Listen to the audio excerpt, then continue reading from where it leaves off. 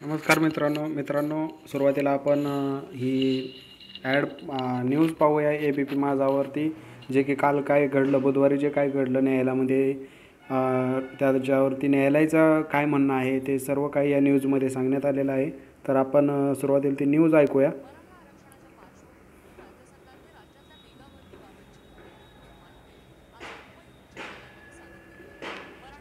कायद्याअंतर्गत राज्यात मेगा भरती सुरू राहील, पण मेगा भरतीत यशस्वी झालेल्या मराठा आरक्षणातील उमेदवारांना 23 जानेवारीपर्यंत नियुक्तीपत्र देण्यात येणार नाही, अशी हमी राज्य सरकारनं न्यायालयाला दिली आहे.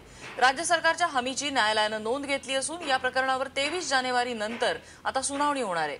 दरम्यान कोणत्या निकषांच्या आधारे मराठा समाजाला 16% आरक्षण देण्यात आलंय हे समजत नाही, तोपर्यंत आम्ही युक्तिवाद कसा करायचा, असं याचिकाकर्त्यांनी म्हटलंय. त्यावेळी एक आठवड्यात थांबा मॅडम, आता बघा, ही झाली न्यूज कालची, इथून पुढं काय एवढं जास्त महत्त्वाचं नाही.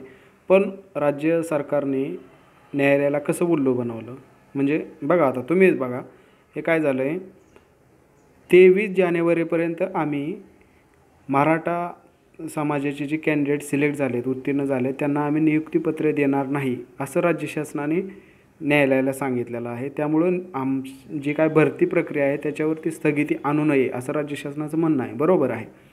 परंतु मित्रांनो, विचार करा, आपल्याला सर्वांना माहिती की मेगा भरती ही फेब्रुवारीच्या पहिल्या आठवड्यात त्याची एक्झाम होणार आहे आणि 28 फेब्रुवारीच्या अगोदर नियुक्तीपत्र देणार आहे, असं ऑलरेडी राज्य शासनाने आपल्याला घोषित केलेलं आहे. मग 23 जानेवारीला नियुक्तीपत्र देण्याचा प्रश्न येतोच कुठे? मग हे जे सर्व काय चाललेलं आहे निगेटिव्हिटी मेगा भरतीबद्दल, की बाबा मेगा भरती लांबणीवर जाणार, मेगा भरती स्थगित होणार, मेगा भरती कॅन्सल होणार, वगैरे वगैरे वगैरे वगैरे, या गोष्टी काय चालल्या आहे मित्रांनो. आणि उगाचच कॅन्डिडेट सध्या निगेटिव्ह होऊन, अभ्यासाकडे दुर्लक्ष होऊन, मित्रांनो, ही निगेटिव्हिटी परवडणारी नाही. कारण अचानक न्यायालयाचा निकालही येऊ शकतो. न्यायालयाचा निकाल येणार आहे मराठा आरक्षणाच्या बाबतीवरती, ना की मेगा भरतीवरती. मेगा भरतीचा आणि न्यायालयाचा अजिबात वाद नाही, हे पहिल्या आपल्या लक्षात घेतलं पाहिजे. सध्या जो वाद चालू आहे तो मराठा आरक्षण आणि मेगा भरती, मराठा आरक्षण आणि राज्य सरकार, न्यायालय यांच्यामध्ये चाललेलं आहे. ही मेगा भरती ती आहे ती होणार आहे, हे निश्चित आहे. परंतु मराठा आरक्षण मिळणार का नाही मिळणार ह्याचा निर्णय 23 जानेवारीला होणार आहे. त्यामुळं सध्या ही सर्व काही स्थगिती चालू आहे.